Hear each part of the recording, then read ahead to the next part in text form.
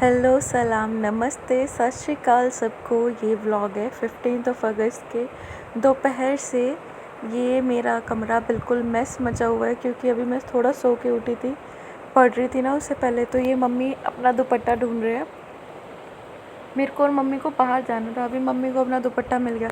ये देखो कितना सारा, ये क्या बोलते हैं इसको, पॉलीथीन नहीं, कुछ और बोलते, थैला, हाँ थैले। ये इतने सारे ब्लैंकेट हैं ना, उसके थे इतने सारे। ये बस वो भी आए थे ना, फिर उसका भी सामान इधर उधर, इतने सबको मैनेज करना थोड़ा मुश्किल हो जाता है। फिर यहाँ पे मैं और मम्मी जा रहे हैं बाहर। आज 15 अगस्त थी। आज पापा गए हुए थे बुआ जी के घर। बुआ जी मतलब मेरी बुआ जी तो नहीं है, जो पापा की बुआ जी है, वहाँ पे तीज के फंक्शन का रिलेटेड कुछ देने। उसको क्या बोलते हैं वो मेरे को पता नहीं, सॉरी गाइस। तो ये हम आए थे इस जगह। एक्चुअल में मम्मी का बहुत ही ज़्यादा मन था, अरे भाई गोलगप्पे खाने हैं। मैंने बोला नहीं भाई, क्या इतनी भरी धूप में आपको गोलगप्पे खाने। मम्मी कह रही नहीं। फिर इतने में पापा भी आ गए थे, पीछे से कॉल आई थी, तो पापा बोलते यार मेरे लिए भी कुछ ले आना। बस यहाँ पे मैं तो नहीं खा रही थी, मम्मी खा रहे थे। आज तो इंतज़ार कर रहे हैं कि कब मम्मी का नंबर आएगा। काफ़ी साफ़ सुथरी जगह है ये बीकानेर वाली ना, हमारे कुरुक्षेत्र रोड पे ही है। यहाँ पे मैं मम्मी को जोक सुना रही थी। मैंने बोला जब मेरी कभी शादी होगी तो मेरी सास क्या बोलेगी, इसकी माँ तो खाना ही नहीं बनाती, ये तो कभी कुछ खा रही है बाहर से, कभी कुछ बाहर से मंगा रहे करके। जनरली इतना नहीं खाते हम लोग, अभी रिसेंटली कुछ दिनों से थोड़ा ज़्यादा ही हो गया। वरना मेरी मम्मी बोल रही पागल है क्या, हंसा हंसा के मारे। भैया भी इधर हंसने लगे, क्या ही जोक सुना रही है ये अपनी माँ को। तो मैंने बोला सच में सोचो आप क्या बोलेगी वो मेरे को, कि ये नहीं बनाते रोटी वोटी, ये तो बस ऐसे ही सब बाहर से खाते हैं मस्त। मैं बोला जो मेरे भाई की बीवी आएगी वो तो खुश हो जाएगी, बढ़िया ससुराल मिला है, ना रोटी बनानी ना कुछ, बस सब कुछ बाहर से आता है, खाओ पियो मज़े करो। यहाँ पे मैं खड़ी थी और ये थे मेरे स्टूडेंट, जो मेरे को देख के ऐसे हेलो कर रहे। क्या ज़माना आ गया, मतलब पहले के टाइम में स्टूडेंट बोलते थे good morning ma'am, good evening ma'am. और किसी भी जगह मैं जाऊँ और ऐसा तो होता नहीं मेरे स्टूडेंट ना मिले। एक बार का इंसिडेंट है, यहाँ हुडा सेक्टर में मोमोज़ की शॉप पे खड़ी थी मैं। मोमोज़ पसंद है ना मेरे को, तो वो लेने गई हुई थी। एक बच्चा आया मेरी क्लास का 10th का, बोलता मैम आप यहाँ क्या कर रहे हो। मैंने बोला एक्सक्यूज़ मी, यहाँ क्या कर रही हो का क्या मतलब है। बोल रहे इस जगह पे आपका क्या काम है। मैं बोला भाई जो तू कर रहा है वही मैं कर रही हूँ। तो बोलता नहीं टीचर्स भी मोमोज़ खाते हैं। मैं कहा क्यों भाई, टीचर्स क्या इंसान नहीं होते हैं। वो इतना शॉक्ड हो गया था देख के। कमाल है भाई, हम तुम्हारे टीचर्स के अलावा हमारी भी एक इंडिविजुअल पर्सनालिटी है, हम लोगों की भी ज़िंदगी है, और हम भी सब इंसानों वाले काम करते हैं। हम तुम लोग को डांटने के, पढ़ाने के अलावा और भी बहुत कुछ करते हैं, ठीक है। हम भी किसी की औलाद है, किसी की बहन है, किसी का परिवार है, हम भी पूरे मज़े करते हैं। और अभी मेरी तो कोई 60-70 साल की उम्र नहीं है कि जो मैं सब बिल्कुल दुखी होकर बैठूँ। बस ये घर वापस आते हुए उसके बाद ये रात का क्लिप है, वही सब इकट्ठे बैठ के टीवी देख रहे। ये नेक्स्ट डे का क्लिप है, ये मैंने नहीं रिकॉर्ड किया, ये रिकॉर्ड करा है मेरी मम्मी ने। आज हमारे घर में बने हैं 2 वैरायटी के टिंडे। अभी घिया तोरी मिर्ची से तो मन भरा नहीं था हमारे घर वालों का, अभी कुछ नया करेंगे, बिल्कुल नया। ये तले जा रहे हैं टिंडे मेरे अरमानों के जैसे कि भाई जब मेरा भाई आता है तभी कुछ अच्छा बनता है यहाँ पे, नहीं तो ये टिंडे तोरी घिया शिमला मिर्च बैंगन, इनसे आगे बढ़ ही नहीं रहे, पता नहीं क्या चक्कर है। बस ये बनते जा रहे टिंडे, और देखो जैसे मेरे अरमान जल रहे हैं इसको देख के। हाल फिलहाल जब अभी मैं बात कर रही हूँ और जब मैंने खाया, कल मैंने खाया इसको, मेरे को समझ नहीं आता। चलो ठीक है, इसके अंदर जो मसाला था बाकी का, वो प्याज वगैरह, उसका तो कुछ टेस्ट था। यहाँ साइड बाय साइड देखो मम्मी वही बना रहे हैं, जीरे का तड़का लगा के प्याज को भुनाई कर रहे होंगे उसकी, और उसमें वही बेसिक मसाले डाले होंगे, नमक मिर्च हल्दी, जीरा नहीं, जीरा पाउडर तो हर चीज़ में नहीं डलता, तो वही सब होगा। मम्मी बस यही 3 चीज़ें यूज़ करती है, नमक मिर्च धनिया पाउडर, बस ये 3 चीज़ से अपना सारा खाना बनाती है। हमारे घर में कोई गरम मसाला नहीं आता, ना हम यूज़ करते। मैं तो कभी कभी यूज़ कर लेती हूँ, वो भी खड़ा गरम मसाला, वो वाला तो बिल्कुल ही नहीं आता, कभी भी नहीं देखा मैंने अपने घर में। देखो ये टिंडे तल गए ना, ये अब मेरे अरमानों जैसे कैसे लिपट रहे हैं, हाय हाय कैसा ख़राब टेस्ट। मतलब कल मैं ना इसको खा रही थी ना, ये जो मसाला है ना, इसका तो कुछ टेस्ट मेरे को समझ आ रहा था कि प्याज भुने हुए उसके जैसे लग रहे, जैसे भरवा करेले होते हैं, बट ये जो टिंडे है ना, इसका कुछ पर्टिकुलर टेस्ट नहीं था। और ये दूसरी तरफ मम्मी ने तरी वाले टिंडे बनाए, मतलब एक टिंडे कम रह गए थे जो ये दूसरे। बस फिर उसके बाद ये आ गया मेरी माता जी के रिश्तेदारों का फ़ोन। ये भी कहाँ जीने देते हैं, कभी कोई फ़ोन कर लेता है, कभी कोई। अपनी माँ से बात करने की फुर्सत नहीं है, कभी कोई फ़ोन कर रहा है, कभी कोई।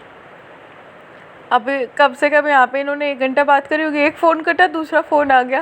पहले मामा जी का आया हुआ था और फिर नाना जी का, और फिर उसके बाद भाई हम तो थक चुके थे बिना कुछ काम करे। एक्चुअल में नींद पूरी नहीं हो रही और सारा सिस्टम ऐसे बिगड़ा हुआ है टेंशन बुक्स की। ये क्लिप है आज का। कल तो मैंने कुछ रिकॉर्ड नहीं करा था एक्चुअल में। उसके बाद बहुत ज़्यादा मम्मी की तबीयत ख़राब थी 16 को, और मेरी भी। ये 17 की मॉर्निंग है। बहुत बहुत ज़्यादा बीमार हो गए थे हम लोग दोनों ही ना। मम्मी को तो दवाई लेके आनी पड़ी। मैं तो अभी ऐसे ही घर से ले रही थी, बट मम्मी तो प्रॉपर हॉस्पिटल में गए और दवाई लेके आए। उनकी तबीयत तो अभी भी ठीक नहीं है, जब आप ये ब्लॉग देखोगे। उसके बाद आज सुबह पापा बोल के गए होंगे कि यार पेठे की सब्ज़ी बना रही है तो फिर पूरी या कचौरी बना लियो, तो वही बना रहे हैं मम्मी। शायद मैं अलग तरीके से बनाती हूँ, मेरे को नहीं पता कि ये इन्होंने क्या करे। शायद मेथी का तड़का लगता है तो मेथी डाली होगी, उसके बाद प्याज का तड़का लगा के और ये डाल रहे हैं पेठा। मैं अलग तरीके से बनाती हूँ ये सब्ज़ी, गुड़ वगैरह डाल के,